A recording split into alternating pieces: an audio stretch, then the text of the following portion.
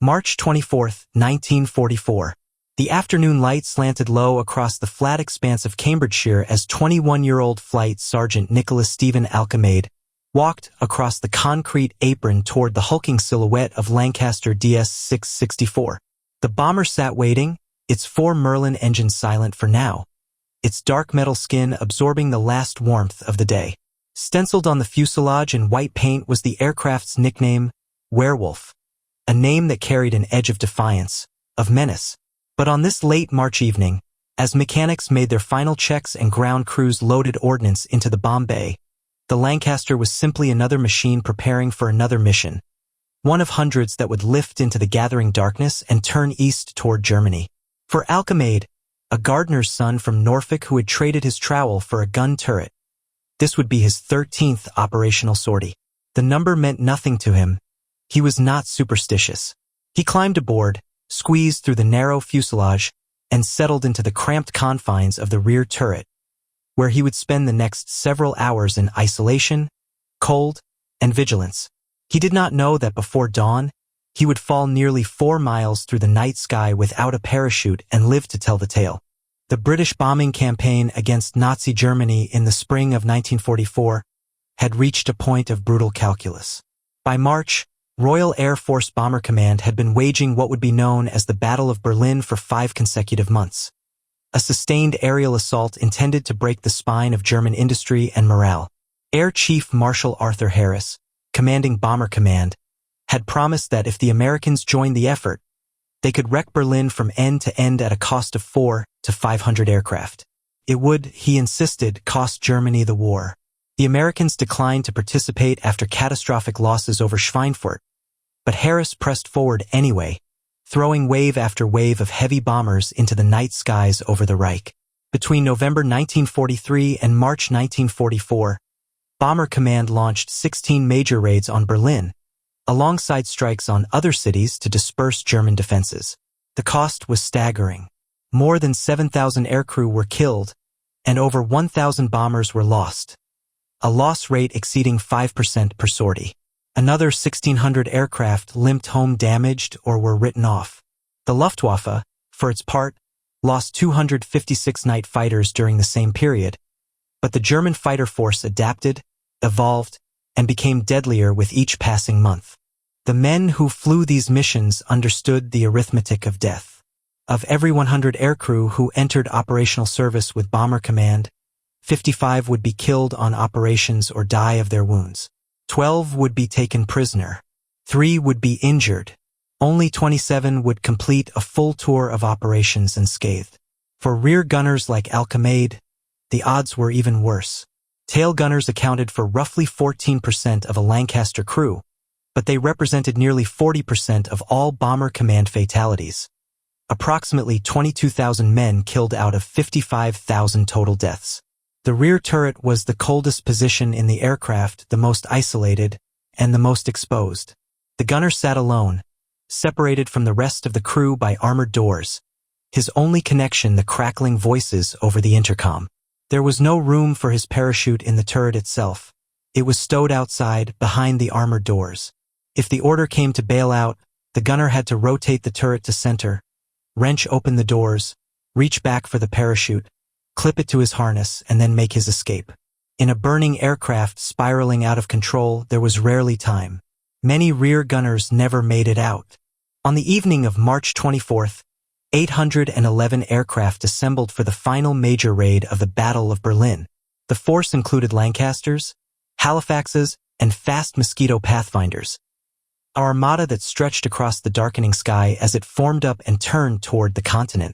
Among them was Lancaster DS-664 of No. 115 Squadron, lifting off from RAF Wychford at 1848 hours. Seated at the controls was pilot Jack Newman, a steady hand who had brought his crew through a dozen previous missions. Beside him sat engineer Edgar Warren, monitoring the gauges and fuel consumption. In the nose, Bomber Charles Hilder prepared the ordnance that would be released over Berlin. Mid-upper gunner John McDonough crouched in his turret, scanning the sky above. The navigator and wireless operator completed the crew. And in the tail, behind the armored doors, Nicholas Alkemade settled into his position, his 4 Browning .303 machine guns loaded with 2,500 rounds per gun. The ammunition fed from tanks near the mid-upper turret and running the length of the fuselage to his position. He rotated the turret, testing its hydraulics, checking his fields of fire. Everything was as it should be. The Lancaster climbed into the night, joining the stream of bombers heading east. The raid on Berlin unfolded according to plan. The Pathfinders marked the target, and the main force released its bombs, adding to the cumulative devastation that had already rendered tens of thousands of Berliners homeless and killed thousands more. But the return journey exposed a fatal flaw in the night's routing. Strong northerly winds pushed the bomber stream far south of its intended course, dragging the aircraft over the Ruhr Valley, the industrial heartland of Nazi Germany and one of the most heavily defended regions in Europe. The night fighters were waiting. Among them was Oberleutnant Heinz Rocker of Jagdgeschwader II, an ace with more than 60 victories to his name, all of them British bombers. Rocker was flying a Junkers Ju-88, a twin-engine night fighter equipped with radar and upward-firing cannon, a configuration known as Schrägmusik or slant music, which allowed the fighter to attack from below, exploiting the bomber's blind spot. He was methodical, skilled, and ruthless. On the nights of March 22nd and March 24th, he would claim 3 bombers each night.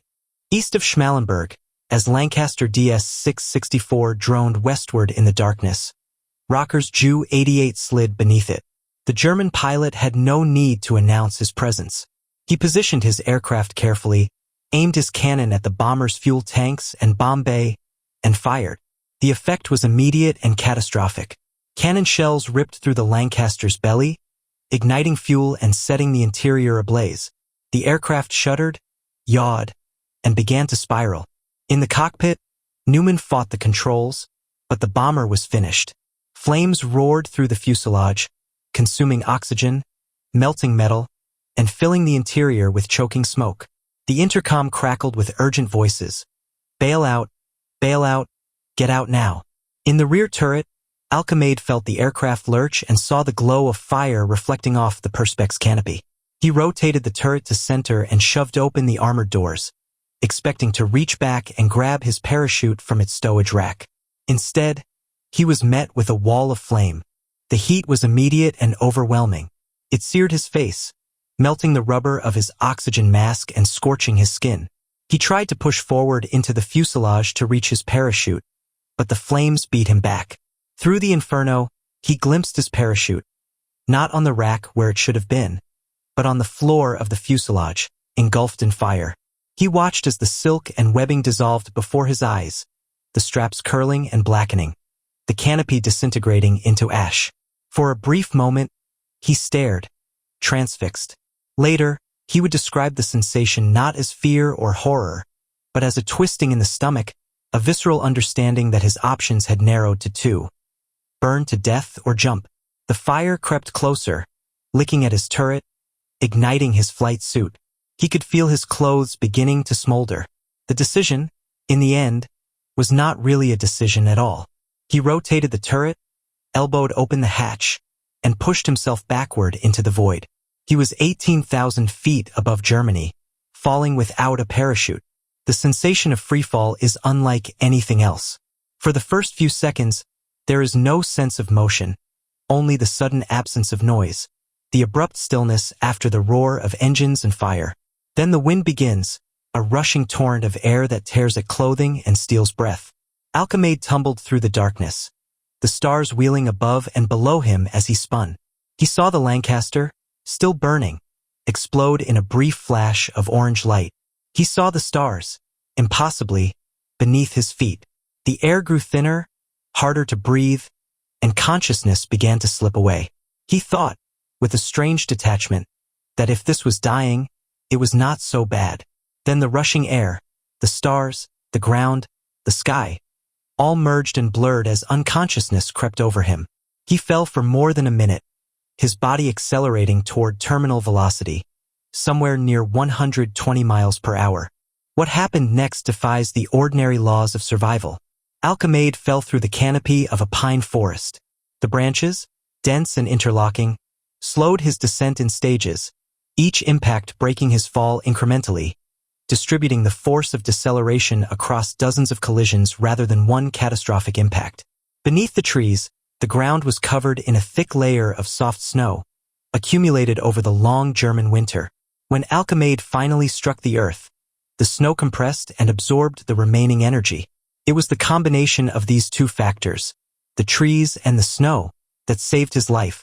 At 03:25 hours, 3 hours after he had jumped, Alkemade opened his eyes. For a moment, he lay still, disoriented, uncertain whether he was alive or dead. Cautiously, he moved his fingers, then his hands, then his arms. He flexed his legs. Everything responded. He was stiff, battered, but intact. His only injury was a sprained leg. He looked up through the branches and saw the night sky. He realized, with a sense of wonder bordering on disbelief, that he had survived. But survival in enemy territory brought its own dangers. Cold, unable to walk properly, and aware that dawn would soon break, Alkemade knew he needed help. He pulled out his whistle and blew hard, the shrill sound cutting through the silence of the forest. He alternated blowing the whistle with smoking the few cigarettes he still had, hoping the smell and sound would attract attention. Eventually it did, but not the kind he might have hoped for. A German patrol found him, bedraggled and barely able to stand, lying in the snow beneath the trees. They took him into custody and transported him to the nearest Gestapo office for interrogation. The Gestapo officers listened to his story with deep suspicion. An RAF airman, found with no parachute, claiming to have fallen 18,000 feet and survived? It sounded like the fabrication of a spy, a paratrooper who had landed by parachute and then hidden or destroyed the evidence. They pressed him, questioned him, and detained him in solitary confinement. The German skepticism was understandable. Falls from such heights were invariably fatal. But Alkemade stuck to his story, and he offered a challenge. Go to the crash site and find the wreckage of the aircraft. Find my parachute. The Gestapo took him up on the offer. They located the remains of Lancaster DS-664, scattered across the countryside near Oberkirchen. The aircraft had exploded on impact, and the wreckage was a tangled mass of twisted metal and burnt debris. Inside, investigators found the remains of 4 crew members: pilot Jack Newman, engineer Edgar Warren, bomber Charles Hilder, and mid-upper gunner John McDonough. All 4 had died in the crash. The navigator and wireless operator had been thrown clear on impact and survived, taken prisoner separately. And in the wreckage, exactly as Alkemade had described, they found his parachute. Still in its stowage container, the ripcord and cables intact, but the canopy and harness charred and unusable, destroyed by fire. The evidence corroborated every detail of his account. The German authorities were so impressed by Alkemade's survival that they did something extraordinary. They issued him a certificate, an official document testifying to the truth of his claim. The certificate read, "It has been investigated and corroborated by the German authorities that the claim of Sergeant Alkemade, number 143-1537, is true in all respects, namely that he has made a descent from 18,000 feet without a parachute and made a safe landing without injuries, the parachute having been on fire in the aircraft. It landed in deep snow among fir trees. The document was signed and stamped, a remarkable acknowledgement from an enemy of an almost miraculous feat of survival." Alkemade became something of a celebrity among his captors, a curiosity discussed in mess halls and guard posts. After 3 weeks in a German hospital, where his burns and sprained leg were treated, he was transferred to Stalag Luft 3, the Luftwaffe-run prisoner of war camp in Lower Silesia, Poland. Stalag Luft 3 was a camp designed specifically for captured Allied aircrew, and by March 1944 it held thousands of British, American, Canadian, and other Commonwealth officers and enlisted men. The camp was notorious for its escape attempts, most famously, the Great Escape of 76 prisoners through a tunnel on the night of March 24, 1944, the very night Alkemade had bailed out of his burning Lancaster. When Alkemade arrived at the camp, he was initially held in solitary confinement, still suspected by some of being a spy. Eventually, the evidence satisfied his captors, and he was billeted in the North Compound among other airmen. Ironically, he was placed in one of the very huts from which the escape tunnel had been dug. Alkemade was assigned prisoner number 4175 and settled into the monotonous routine of camp life. Like other prisoners, he was given a diary, which became his most prized possession. In it, he recorded the tedium, the boredom, the longing for home. He became friends with Leigh Kenyon, an artist among the prisoners, who added illustrations to Alkemade's diary. Sporadic letters from home, especially from his fiancée, Pearl, kept his spirits up. He endured the privations of captivity for 14 months. In January 1945, as Soviet forces advanced westward, the prisoners of Stalag Luft III were forced to evacuate in what became known as the Long March, a brutal winter trek across occupied Poland and Germany. But by May 1945, the war in Europe was over. Allied forces liberated the remaining prisoners, and Alkemade was repatriated to Britain. He returned to Leicestershire, married his sweetheart Pearl, and tried to resume a normal life. He found work in the chemical industry, but even there, danger seemed to follow him. He survived 3 separate chemical accidents. Once when a siphoning pipe burst, spraying sulfuric acid across his face and arms. He dove headfirst into a 40-gallon drum of lime wash to neutralize the acid, suffering first-degree burns but surviving once again. Another time, he was pinned beneath a 9-foot steel door runner that fell from its mountings, and once more he escaped serious injury. Eventually, deciding he had tempted fate enough, he left the chemical industry and became a furniture salesman for Clemerson's Limited in Loughborough. Alkemade's story did not fade into obscurity. In the years after the war, he became something of a public figure, appearing on television programs that celebrated feats of survival and daring. In December 1984, he appeared on the BBC show I've Got a Secret, hosted by Tom O'Connor, where panelists tried to guess his extraordinary secret. After the game concluded, he recounted the events of that March night 40 years earlier, his voice calm and measured, the details still vivid.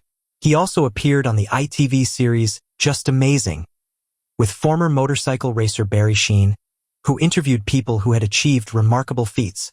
Alkemade's whistle, the one he had used to summon help in the German forest, was displayed at the RAF Wychford Museum, alongside other artifacts and personal memorabilia from the crews and staff who had served there.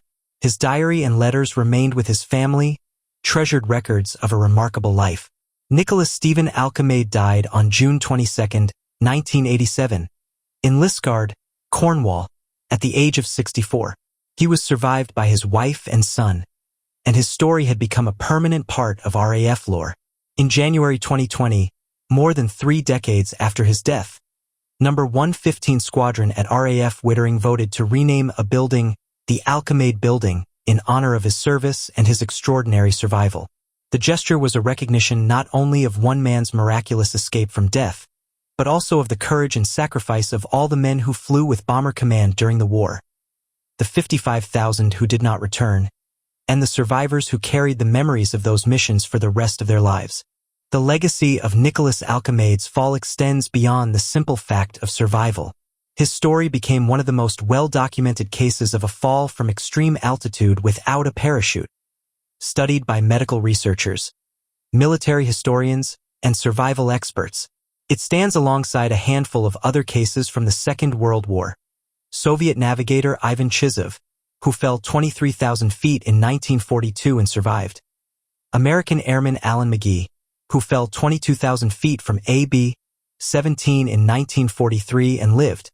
But Alkemade's case is unique in its completeness of documentation, thanks to the German certificate and the subsequent investigations. The survival itself was the result of an almost impossibly fortunate combination of circumstances. The forest, the snow, the angle of descent, the distribution of impact forces across multiple collisions with branches, and sheer chance. Any one of those factors being absent would have resulted in certain death. But beyond the physics and the medical improbability, Alkemade's story is a testament to the decisions made in extremis, the split-second choices when all options are terrible. He chose to jump rather than burn, knowing that death was almost certain either way but preferring the clean finality of impact to the agony of fire. That choice, made in a moment of terror and clarity, gave him the infinitesimal chance that saved his life. It speaks to the resilience of the human body, the role of fortune in survival, and the courage required to face death without flinching. For the men of Bomber Command, who flew night after night into flak and fighters, knowing the odds were stacked against them, such courage was routine. Alkemade's survival was extraordinary, but the bravery was not. It was shared by every man who climbed into a bomber and turned east toward Germany. The broader context of the Battle of Berlin and the air war over Europe provides a sobering backdrop to Alkemade's story. The strategic bombing campaign remains one of the most controversial aspects of the Second World War, debated by historians and ethicists for decades. Did the bombing of German cities hasten the end of the war, or did it simply inflict suffering on civilians while diverting resources that might have been used elsewhere? Air Chief Marshal Harris believed until his death that the campaign was necessary and effective. Critics argued that the costs, both in terms of Allied aircrew lives and German civilian casualties, outweighed the benefits. The Battle of Berlin, specifically, failed to achieve Harris's goal of breaking German resistance. Berlin continued to function, the German war machine continued to produce weapons and material, and the Luftwaffe, though battered, remained a formidable force. The final raid of the campaign on Nuremberg on March 30, 1944, resulted in the loss of 94 bombers, the highest single-night loss of the war, and effectively ended Harris's hopes of winning the war through bombing alone. Yet the individual stories of the men who flew those missions, men like Nicholas Alkemade and his crewmates aboard Lancaster DS-664, are not diminished by the strategic debates. They served with extraordinary dedication and courage, knowing the risks, understanding the odds, and going anyway. Pilot Jack Newman, engineer Edgar Warren, bomber Charles Hilder, and mid-upper gunner John McDonough did not survive the night of March 24, 1944. They are buried in the Hanover War Cemetery, their graves marked with simple headstones that record their names, ranks, and the date of their deaths. They were among the 7,000 aircrew lost during the Battle of Berlin and the 55,000 lost over the course of the war. Their sacrifice, and the sacrifice of all who served in Bomber Command, is remembered in memorials and museums across Britain and the Commonwealth. The aircraft that carried them, the Avro Lancaster, became one of the iconic symbols of the British war effort. Designed by Roy Chadwick and produced by A.V. Rowe and Company, the Lancaster was a 4-engine heavy bomber capable of carrying heavy bomb loads over long distances. It was equipped with defensive armament that included 4 turrets: nose, mid-upper, ventral, and tail, mounting .303 Browning machine guns. The tail turret, where Alkemade served, was the most heavily armed, with 4 machine guns and 2,500 rounds per gun. Despite this firepower, the turrets were of limited effectiveness against modern night fighters equipped with radar and upward-firing cannon. Operational research conducted during the war suggested that removing the turrets and increasing the Lancaster's speed might actually reduce losses by making the bomber harder to intercept. But the proposal was never adopted.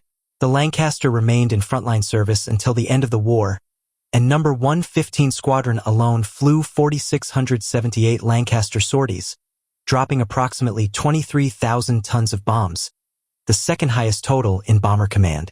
The squadron lost 110 aircraft in operational raids, plus another 22 in crashes, a testament to the brutal attrition faced by Bomber Command crews.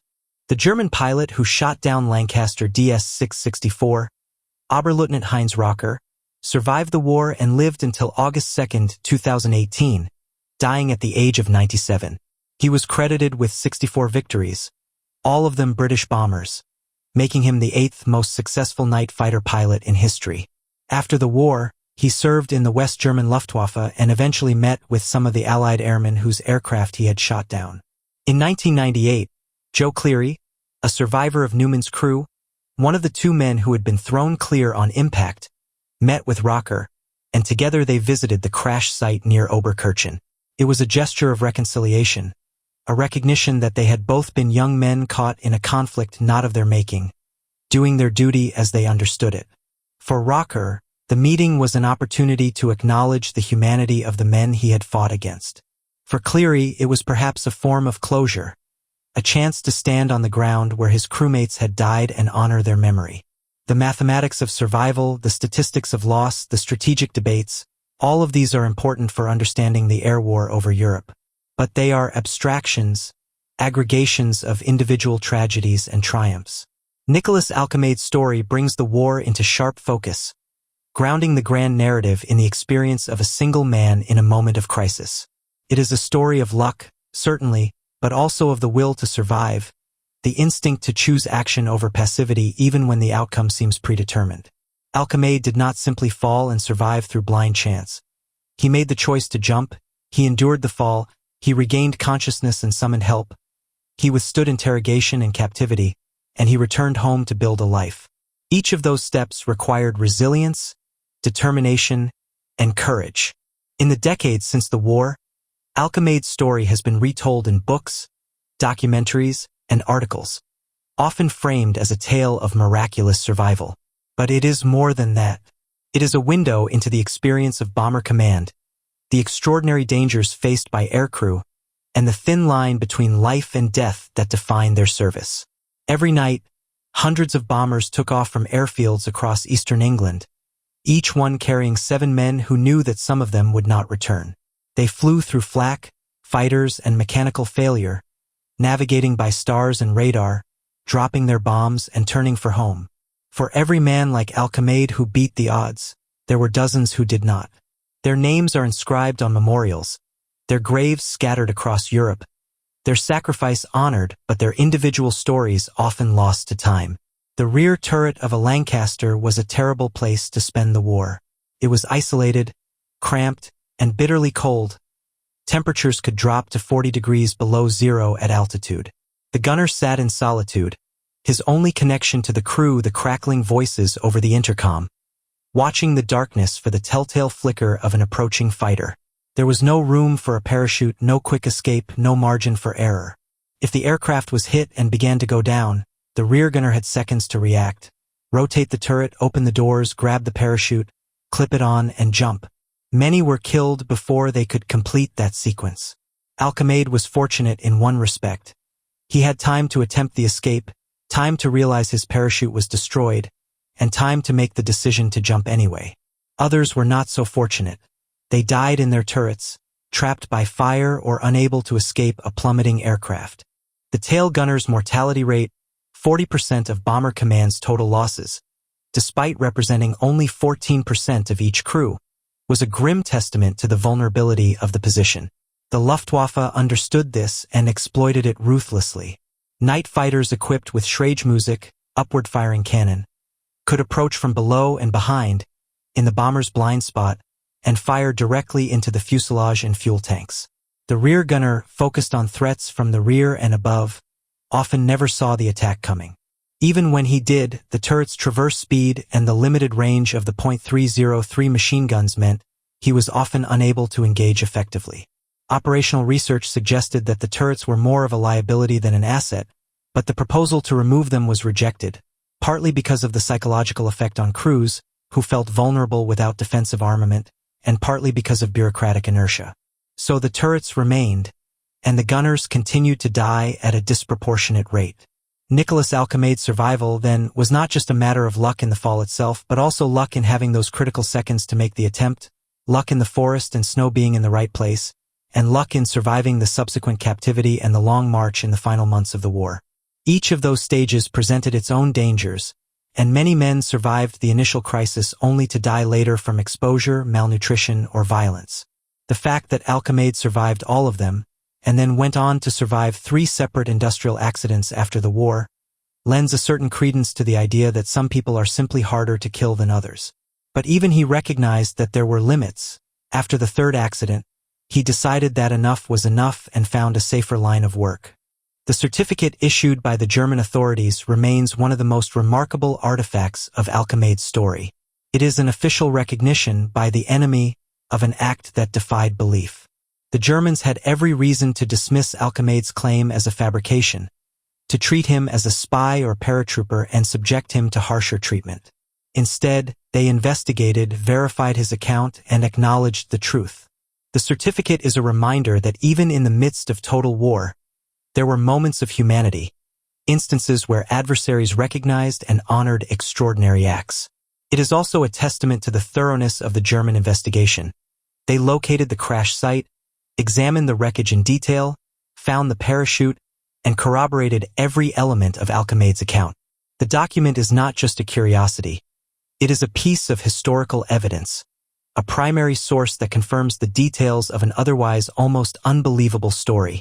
In the years after the war, as Alkemade's story became more widely known, it was sometimes cited in survival training, in studies of falls from height, and in discussions of the limits of human endurance. Medical researchers examined the factors that contributed to his survival, analyzing the physics of the fall, the role of the trees and snow in distributing impact forces, and the physiological responses that allowed him to survive such trauma. The conclusion, in most cases, was that his survival was a confluence of factors so unlikely as to be almost miraculous, but not impossible. The key was the gradual deceleration. Each branch he struck slowed his fall incrementally, so that by the time he reached the ground, his velocity had been reduced to a survivable level. The snow then provided a final cushion, absorbing the remaining energy. Without either the trees or the snow, or if his angle of descent had been different, he would not have survived. But all the analysis in the world cannot fully capture what it must have been like to fall through the darkness, knowing that death was seconds away, and then to wake up hours later in the snow, alive and aware. Alkemade himself described the experience with a kind of detached calm, but the emotional and psychological impact must have been profound. He had stared into the abyss and been pulled back. He had been given a second chance that few people ever receive. How did that change him? How did it shape the rest of his life? The historical record is largely silent on these questions. We know the facts of what happened, but the interior experience, the fear, the relief, the existential reckoning, can only be imagined. What we do know is that Alkemade returned to a relatively quiet life after the war. He married, raised a family, worked, and became part of his community. He did not seek fame, though he was willing to share his story when asked. He appeared on television, spoke to journalists, and allowed his diary and letters to be displayed in museums. But by all accounts, he did not dwell on the past or define himself solely by that one extraordinary night. He was a man who had survived the war, like millions of others, and who got on with the business of living. The fact that his survival was more dramatic than most did not make him more deserving of honor than those who had survived more mundane traumas, or those who had not survived at all. He was, in the end, simply one of the lucky ones. The broader legacy of Nicholas Alkemade's story lies in what it reveals about the air war over Europe and the experience of bomber command. The strategic bombing campaign was a massive, costly, and controversial undertaking that consumed vast resources and caused immense suffering on both sides. Whether it shortened the war or simply added to the toll of death and destruction remains a matter of debate. But for the men who flew the missions, the strategic debates were remote abstractions. They were concerned with survival, with completing their tour of operations, with bringing their aircraft and crew home. They faced unimaginable danger with extraordinary courage, night after night, and they did so because they believed it was their duty. The fact that so many of them did not come home, that 55,000 aircrew were killed, that entire crews were lost in a single night, makes the sacrifice all the more poignant. Nicholas Alkemade's fall from 18,000 feet and his miraculous survival stands as a symbol of that broader experience. It is a story of chance and choice, of danger and deliverance, of one man's moment in the crucible of war. It is a story that has been told and retold, that has been verified and documented, and that remains, even now, almost 80 years later, as compelling and extraordinary as it was on that March night in 1944. It is a story that reminds us of the fragility of life, the power of luck, and the resilience of the human spirit. And it is a story that honors not just Nicholas Alkemade, but all the men who flew with Bomber Command, who faced the darkness and the danger, and who gave everything in the service of their country.